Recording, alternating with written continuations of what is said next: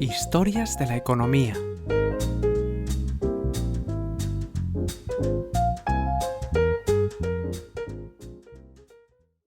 Episodio 53. Así eran las prisiones para morosos, germen de la colonia de Georgia.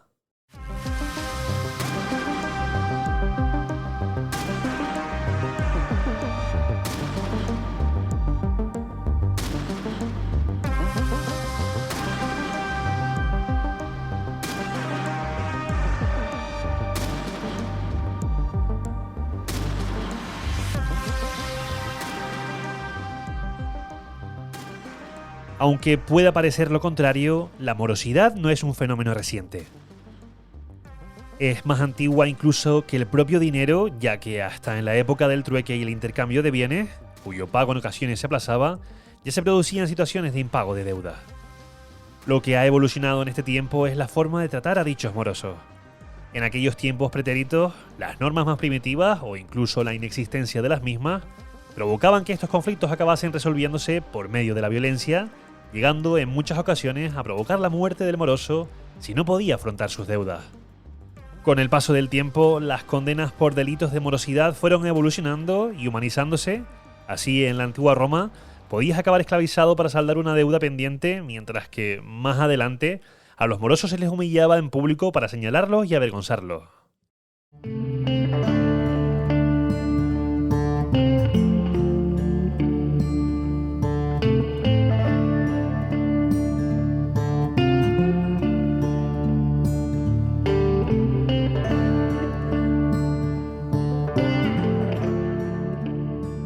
El punto álgido de la persecución a los morosos quizás se alcanzase entre la Edad Media y la segunda mitad del siglo XIX, cuando se extendieron por Europa las llamadas prisiones para deudores.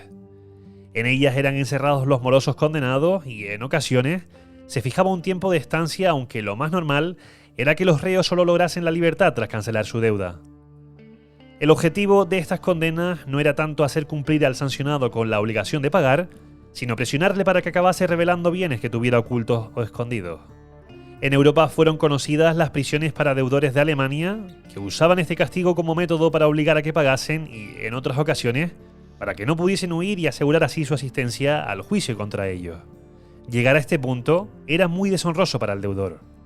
También en Países Bajos cobraron gran importancia estas edificaciones. Allí podían acabar los morosos que se negaban a comparecer en juicio o los que no pagaban sus multas o deudas. Además, el paso por estas prisiones de deudores no cancelaba la cantidad de vida ni sus correspondientes intereses. Malta o Grecia son otros países que también contaban con este tipo de cárceles, pero las más famosas e importantes de Europa fueron sin duda las británicas. Entre los siglos XVIII y XIX, más de 10.000 personas eran detenidas cada año por culpa de la morosidad.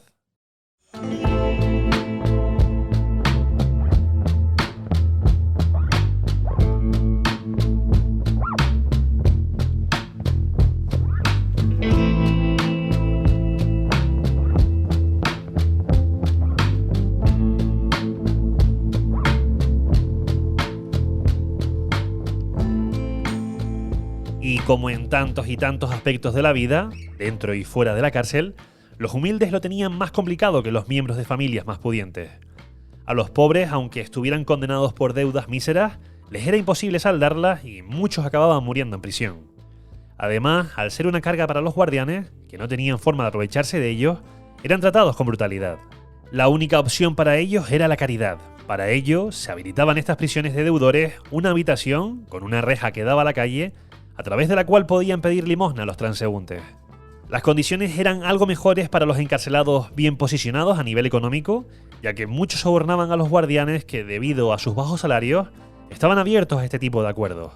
Además, a estos acaudalados se les permitía recibir visitas e incluso hacer negocios, lo que aumentaba las opciones para saldar la deuda y conseguir así la ansiada libertad. Las mujeres, por su parte, lograban mantener activos burdeles y sobornaban a los guardias. En algunas prisiones, como la famosa Fleet Prison de Londres, hasta les permitían vivir fuera de la cárcel en calles cercanas. Sin embargo, hasta para los más afortunados, la vida en estas prisiones estaba lejos de ser ideal. Lo contaba en una carta enviada a un amigo, Samuel Byron, hijo del famoso escritor, allá por 1826. ¿Qué barbaridad puede ser mayor que los carceleros, sin que medie provocación, carguen de grilletes a los prisioneros, los encierren en mazmorras, los esposen, les nieguen las visitas de sus amigos y les fuercen a pagar cantidades excesivas por sus alojamientos, vituallas y bebidas, que abran sus cartas y se apropien de las limosnas que les envían?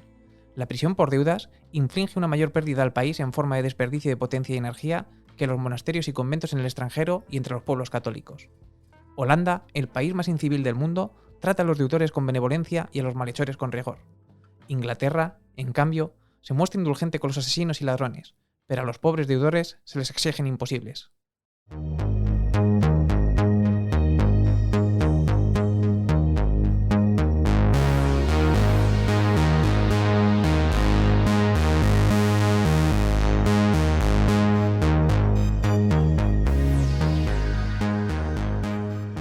Algunas de las cárceles más famosas de Reino Unido, además de la citada Fleet Prison, fueron por un lado la cárcel de Marshalsea, en la que estuvo detenido el padre de Charles Dickens por una deuda con un panadero, y que el escritor retrató con toda su crueldad en algunas de sus novelas, y por otro lado la King's Bench Prison.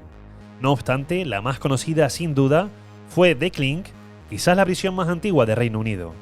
Perteneciente al obispo de Winchester, recibió su nombre por el sonido metálico que se producía cuando se cerraban las puertas de la cárcel. El nombre se utiliza aún hoy en día como sinónimo de estar en prisión.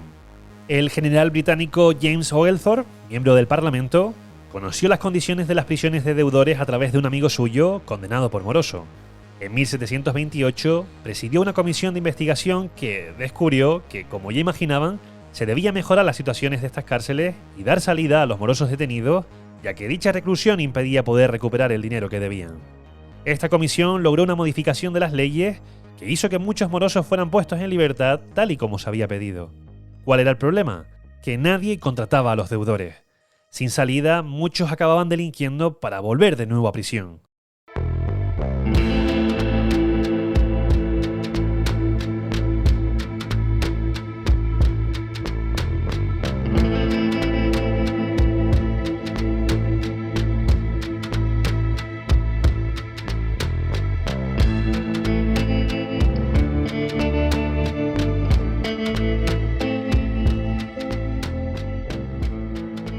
Otra vez Oglethorpe se puso a buscar una solución y la encontró al otro lado del Atlántico, en el llamado Nuevo Mundo.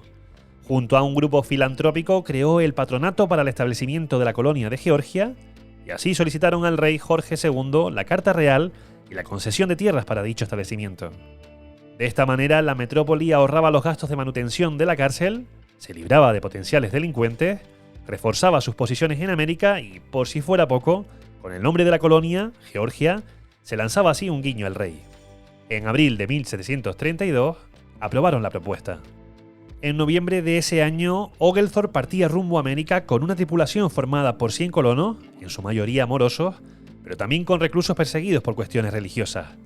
4 meses después de partir, llegan a Savannah, que acabaría siendo la primera capital del estado. Este era, por cierto, un territorio que reclamaban los españoles, que fueron los primeros en asentarse allí en una misión encabezada por Lucas Vázquez de Ayllón. Sin embargo, tardaron un poco en abandonarlo por el mal tiempo y las enfermedades.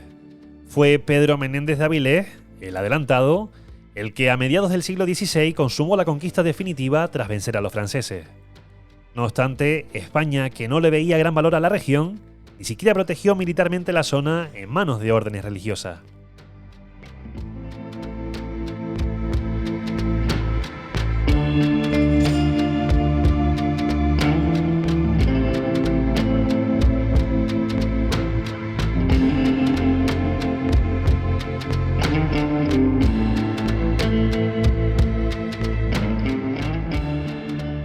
El conflicto entre británicos y españoles acabó resolviéndose en la Guerra del Asiento, en la que vencieron los hombres de Oglethorpe.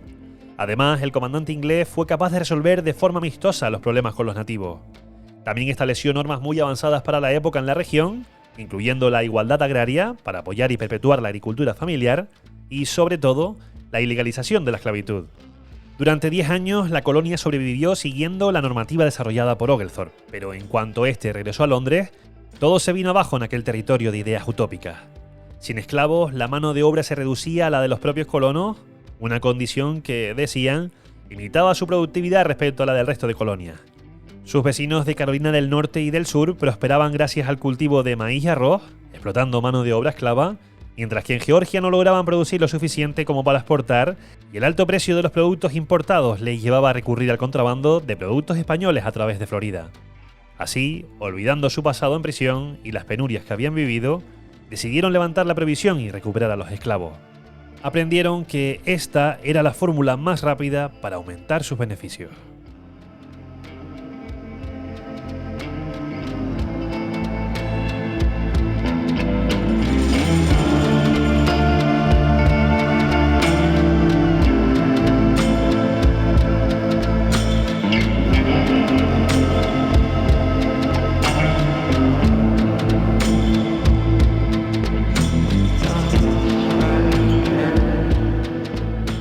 Este capítulo está inspirado en un reportaje original de Javier Sanz, la adaptación del texto es cosa de Javi Calvo y la edición sonora ha corrido a cargo de Remo Vicario. Les ha hablado Adrián Ruiz.